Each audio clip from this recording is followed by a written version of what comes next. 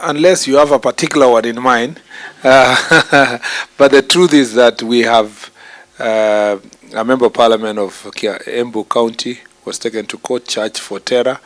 The member of parliament for Naivasha taken to court. The court stalled the charging process. There has been political activists, a good number of them have been charged for terror. By the way, I can tell you without fear of contradiction that because of what we did what the National Police Service did between 25th of June and 7th of July, there was significant reduction of the planning activities. For example, the burning that happened in Kikuyu and Kiambu never happened after we charged those people between 25th and 7th. And so having arrested 1,500 people, and about 500 and something were charged already. So you must give the National Police Service a credit, and of course DPP and the multi-agency team and so forth. A number of people are in court facing serious criminal charges. A few of them are still under investigations, and I believe that as soon as the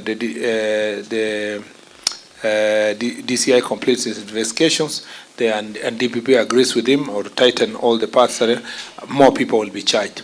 Sometimes, minor, there is something in law that is called adducible evidence. As we speak now, I may know it's you, minor, who did it, and everybody even saw you in Nyeri, that you are the one who did something. But unless we can get evidence, either video or a witness or your bank accounts or whatever. So sometimes the intelligence report may point to you, but until we reach a threshold, because intelligence report cannot stand the test of a court, because it will be argued that it is illegally obtained evidence. So there must be evidence that is admissible in a court of law before you can charge somebody. So we can be all of us sure that so and so.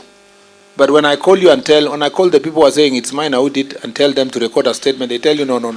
You know, Minor has gangs. He may come for us when you are not around. So sometimes you may never get witnesses and so forth. So that delays the process. But I can assure you, many people will be charged in a court of law. And I am almost confident that a good number of them will be convicted because the evidence is overwhelming. Waziri, maybe in connection to that, leaders, particularly those in the opposition, have accused security agents for allowing goons to attack them in the presence of police officers.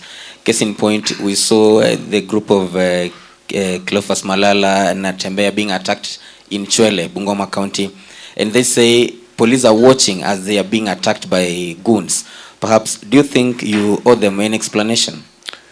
Well, I think first, let me say two things. One is that police officers themselves have been attacked. Forget about leaders. We know that police officers have been attacked. As we speak now, a number of our police officers are still on, some of them are in compassionate leave, sort of, just to cool off before they move to other places. The police officers who are operating in Dagoretti and who are living there, whose houses were completely burned and their wares were burned, a lot of them went into shock because it is civilians who wanted to kill them, these goons. Police officers who are in Olkalao, Ndonyonjeru, for example, are still out there because of what happened. So let me say that, so I don't know, those police officers, whom will they accuse now? Maybe they will accuse the minister that you left us to be attacked by goons. So as a matter of fact, where you face goons, it's very easy to lay blame on the police officers, but it may be important for us to appreciate that some of these organized criminals coming in large numbers, the police officers will have to weigh between a reaction that will lead to death, and sometimes trying to contain the situation. It is the same people who are saying the police what? It's the same people. If the police touch any one of those goons, these are the same people who are saying the police must be charged and arrested. So the police are got in between, yeah, trying to restrain themselves at the same time enforcing the law. And then, you know, the police also find themselves in between two goons. You want to stop this side, you want to stop this other side, protesters on both sides. So you, in the absence, and this is the point I wanted to make, in the absence of a statement recorded by any of these politicians, then it becomes very difficult for us to know how exactly what we should be able to do. In fact, they should first file a complaint against the goons, if they know them, and provide evidence, and then the police can investigate. Then we establish where the laxity was. But I can tell you for sure, police officers don't go out of their way out there to see that people are harmed, even in their presence. But to follow up on that, before my friend shoots his question, there have been cases of police officers walking hand in hand with people bearing rungus, bearing jembe, whatever you call the batons, even throwing the stones, you know, against the other group of maybe protesters or something like that. How do you explain that? For cases where a police officer does that, works with goons, they definitely a disciplinary action is taken against them. Where they use excessive force, the IPO is there to investigate. But let me say this, that the police, for example, cannot go and arrest watchmen holding rungus, protecting businesses. Watchmen is acceptable in Kenya. They can't go. You can't go to a place where a watchman is holding their rungu, protecting some business somewhere, and tell them that you are criminals, I must arrest you. In the absence of them misusing that rungu to attack somebody else, it's very difficult for a police officer to arrest them. They will be arresting them for what? So you must also separate those issues. For example, there was a case where in one of the protests where businessmen hired watchmen to take care of their shops. I mean, it would be preposterous for a police officer then to avoid the looters and go for these people hired by business people to take care of their business. But where you see a police officer throwing a stone or being with people who are throwing stones, that is an indiscipline. That's a disciplinary issue. And I'm sure that the relevant institutions will carry out disciplinary measures against them. We don't condone. There is no policy in government where police officers will work with gangs or goons. Remember that the same way I'm telling citizens we cannot condone certain behaviors, we can't also condone them in National Police Service. We have the capability and the capacity to protect our country. Sometimes get overwhelmed in terms of response because you want to protect the citizens. Because if you respond, maybe you will have to use a lot of force, considering the numbers and so forth. That's why there are crowd control measures that are used, including tear gas, water cannon, and so forth. So it's important to investigate every case for what it is, but not to generalize that the whole National Police Service will have committed something. Okay. This is a concern. Actually, it concerns the guys who are talking to here. They are concerned about their safety and security during when they are performing their duties. In fact, a number of them here have been victims of recent attacks by the goons, in some instances by the police. So are we safe? I think the safest people are journalists. Politicians are more in danger than even journalists. I'm saying so because there is a certain level of restraint our police officers have when it comes to journalists. But I know a case, for example, in Nakuru, where a journalist was got in the crossroads. I think a tear gas was lobbied at her directly or something like that.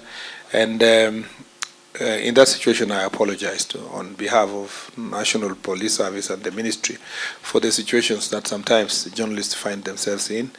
And today I saw also that regrettably some journalists were really injured in the process of covering some political activity in Nairobi, and so I felt very sad to see some of those people were very injured in the process, and being stoned by thugs.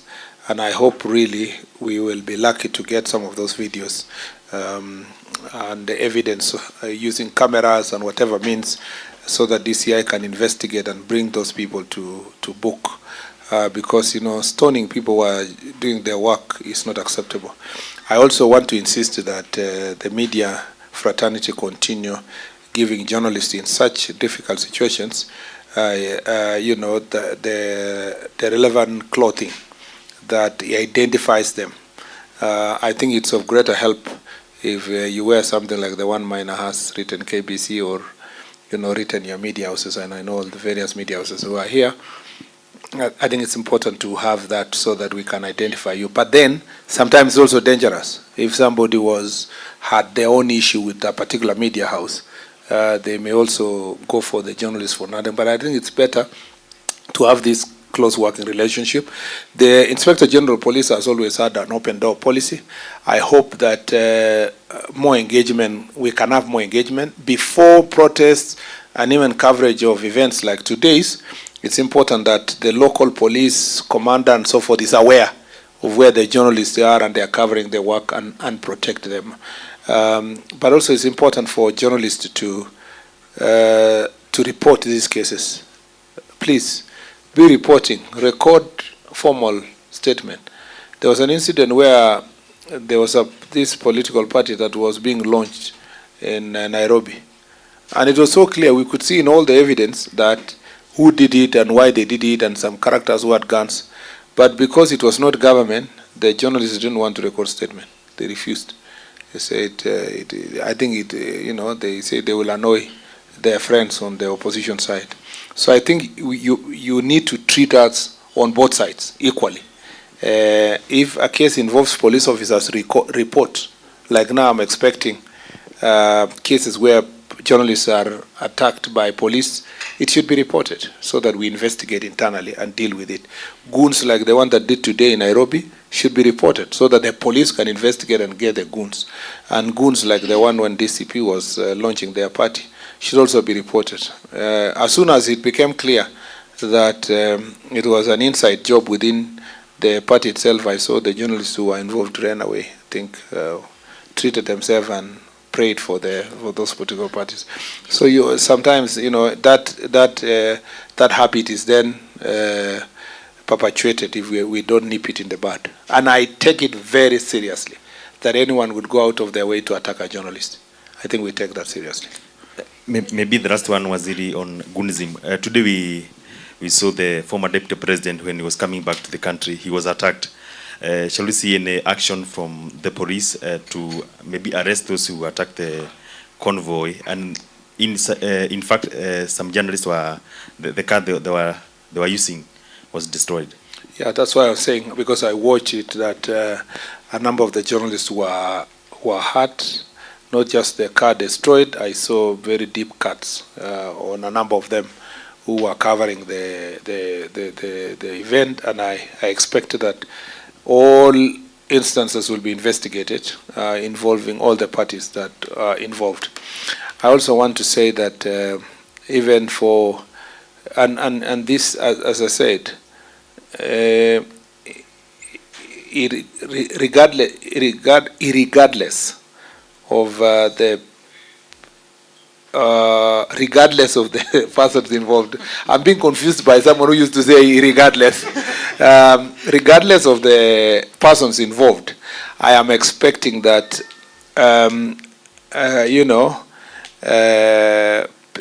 all these people will come out to record statement and then investigated by the police, and people will be brought to justice.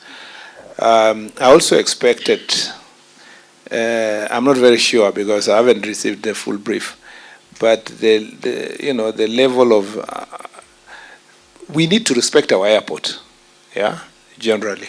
We are at a certain standard in the airport where we have signed to certain protocols that enables us to fly directly to various countries in Europe, US, and so forth. So it's important not to make our airport center for political activities.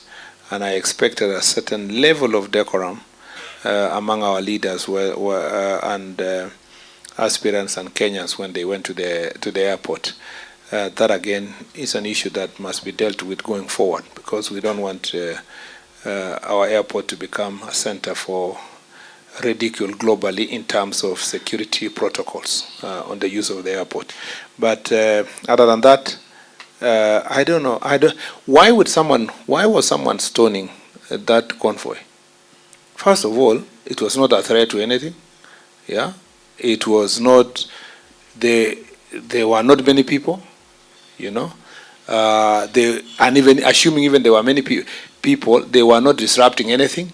You know, it was. I mean, I thought the goons that threw stones were actually totally misguided. I'm sure that it was, as has been in Nairobi in the past, it must have been this competition among political groupings in the city, and it was not necessary, because that was a very small event that did not require that level of attention. I was surprised actually earlier when you people asked me that there was a heavy deployment, and I thought, heavy deployment for what? That was a small thing that didn't require that level of attention. Thank you.